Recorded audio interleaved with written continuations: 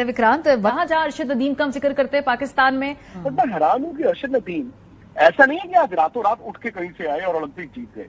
मैं 92.97 मारिया उस रात, मतलब वो जमीन और आसमान का फर्क था।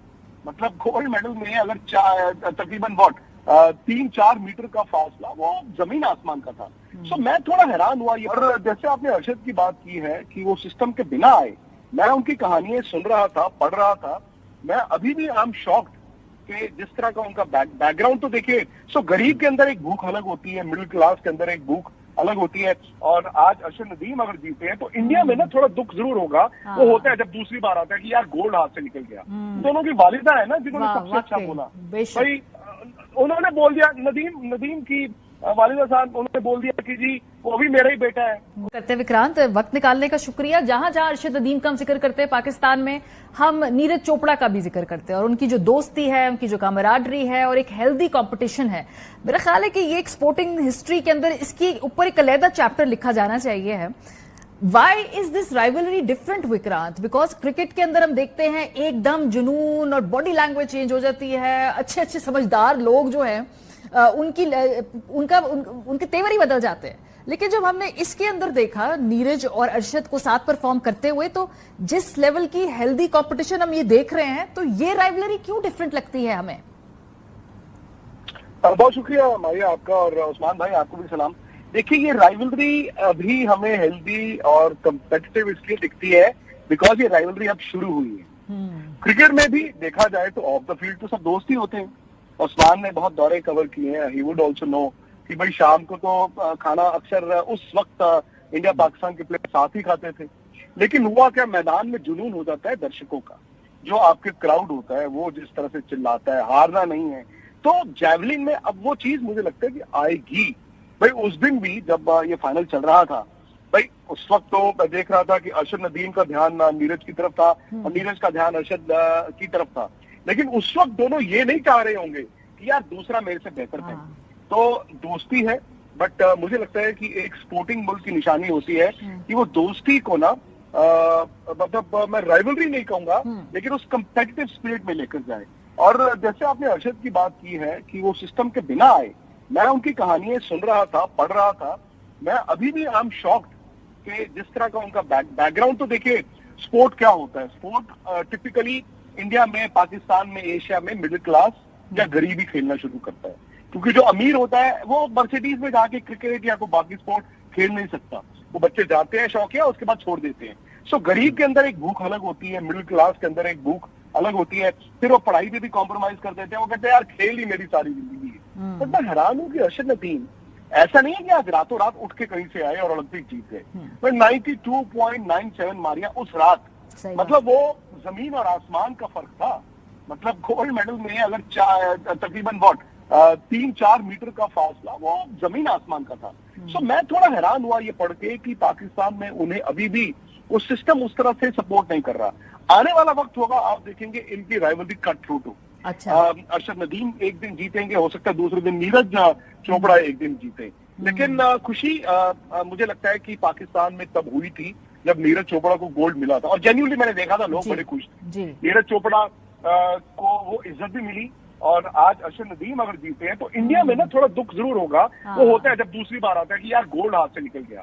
लेकिन सिल्वर मेडल, और मेरे ख्याल मैं आप मारिया कौन होते हैं बात करने वाले हैं, उस्मान, इन दोनों की वालिदा है ना जिन्होंने सबसे अच्छा बोला भाई।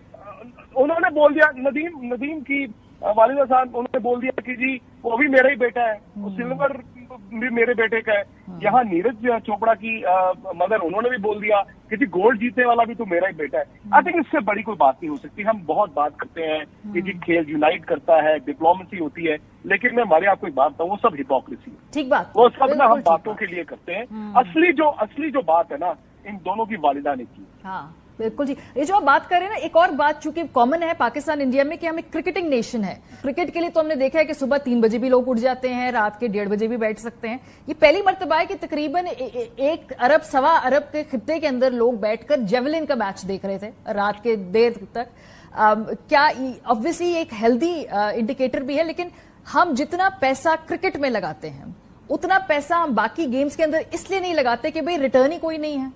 उसमें पैसा ज्यादा लगना है, उसका रिटर्न बड़ी देर बाद आना है। अब आपको लगता है कि हम उस नहज पे जा रहे हैं कि शायद बाकी स्पोर्ट्स को भी अब थोड़ी बहुत लिफ्ट मिलना शुरू हो जाए? विक्रांत, क्या इंडिया में हालात थोड़े इससे बेहतर हैं? क्योंकि हमने जो नीरज चोपड़ा की ट्रेनिंग के सारे मराहिल थे वो हमने अपने देखने वालों को बताए भी। सिस्टम शायद थोड़े बेहतर, थोड़ी वेल ऑयल्ड मशीनरी है, लेकिन जाहिर सी बात है आप लोग भी मेजरली एक क्रिकेटिंग नेशन है। ओलंपिक्स के अंदर भी हम देखते हैं कि जो वॉल्यूम है उस हिसाब से मेडल्स पाकिस्तान के तो खैर आते ही नहीं, लेकिन भारत का भी फोकस क्रिकेट पे लगता है। आपको लगता है कि ऑल्टरनेट जो वहां पे स्पोर्ट्स है, खासतौर पे एथलेटिक्स, अब उसका वक्त आ रहा है? वक्त आ गया है मारिया, और आई थिंक आपने कहा थोड़ा बेहतर, आई थिंक काफी बेहतर है। अच्छा, with due apology, I think India में इन टर्म्स ऑफ पैसा, क्रिकेट में तो खैर था ही। एक जमाने में हॉकी क्रिकेट दो थे, क्रिकेट बहुत आगे निकल गया, क्रिकेट से कोई कंपैरिजन ही नहीं है। लेकिन जो ओलंपिक स्पोर्ट्स है उसमें पैसा खर्चा जाता है, और इनफैक्ट एक सिस्टम इन प्लेस है। मैं उस जनरेशन से आता हूँ मारिया जहां पर 1980 में इंडिया आखिरी मर्तबा ओलंपिक गोल्ड जीता था मॉस्को। और मॉस्को ओलंपिक्स आपको शायद इतनी याद नहीं होगी बिकॉज वो सोवियत यूनियन में हुई थी, और जो यूएस ब्लॉक था उन्होंने बॉयकॉट किया था, इंक्लूडिंग पाकिस्तान। और हॉकी बताते हैं कि बड़ी मुश्किल से 6 टीमें इकट्ठी की गई थी और इंडिया ने गोल्ड जीत लिया। मैं उस जनरेशन से आता हूं जहां पर मैंने पाकिस्तान को 1984 लॉस एंजलिस में गोल्ड जीतते देखा, इंडिया का एक भी मेडल नहीं। 88 में मैंने एक भी मेडल नहीं देखा, 92 में मैंने एक भी मेडल नहीं देखा, 96 में एक मेडल आया हमारा टेनिस में, और उसके बाद एक। लेकिन जब बीजिंग 2008 में 3 आए और लंदन में 6 आए, हमें लगा कि यार क्या वाकई इंडिया एक स्पोर्टिंग नेशन बनने की कोशिश कर रहा है। मैं हमेशा ना यहाँ पर लोगों को कहता हूँ यार क्रिकेट वर्सेस द रेस्ट मत करो, ये ना it is oranges versus lemon. Cricket को अलहदा रहने दो, आप बाकी स्पोर्ट पे, और पैसा खर्चा जाता है, सिस्टम है। बैडमिंटन में आज इंडिया जबरदस्त है, रेसलिंग, शूटिंग आप देखें, सो मच सो कि आज इंडिया इन ओलंपिक्स में 5 मेडल जीत चुका है। शायद एक और मेडल आ जाए, हमारी एक रेसलर आज हारी है, अगर वो रेपेचाज में आ गई शायद 6 मेडल इंडिया ले चुका है, 7 भी हो सकते हैं। 6 पे ना हम लोग ये कह रहे हैं मारिया आज, I am very proud of that कि आज हम वाकई ये कह रहे हैं कि यार मजा नहीं आया। हमारे पिछली बार 7 थे ना, एक गोल्ड भी था, हमने इस बार ना थोड़ा अंडर परफॉर्म किया। तो मैं उस जनरेशन से आता हूं जहां एक मेडल के लिए 16 साल तरसे थे। आज इंडिया के 6 मेडल हैं जहां पर हम कह रहे हैं कि नहीं मजा नहीं आया। तो मतलब प्रकाश पादुकोण का आपने नाम सुना होगा, लोग इसलिए उनको जानते हैं कि वो दीपिका पादुकोण के फादर है, बट वो एक टाइम पर वर्ल्ड चैंपियन और ऑल इंग्लैंड बैडमिंटन चैंपियन भी रहे हैं। उन्होंने ना लक्ष्य सेन जब बैडमिंटन में हारे तो बोला, उन्होंने कहा दी एथलीट्स हैव टू रियलाइज कि यार सब कुछ उनको दिया जाता है, सिस्टम इन प्लेस है, और ये 4th प्लेस को ना सेलिब्रेट करना बंद करें। मैं क्रिकेट की भाषा में बताता हूँ आपको, एक वक्त था, ये मिड 90s की बात है, विव रिचर्ड, मैं तब जर्नलिस्ट बना था, और मैंने विव रिचर्ड्स का एक इंटरव्यू किया। मैंने उनको पूछा कि विव what's the problem with West Indies cricket. उन्होंने कहा प्रॉब्लम कुछ नहीं है, प्रॉब्लम ये है कि हम मीडियोक्रिटी को रिवॉर्ड कर रहे हैं, और जिस दिन आप मीडियोक्रिटी को रिवॉर्ड करेंगे, मीडियोक्रिटी आपका पैमाना बन जाएगा, तो लोग मीडियोक्रिटी भी नहीं रहेंगे। Very well said, very well said.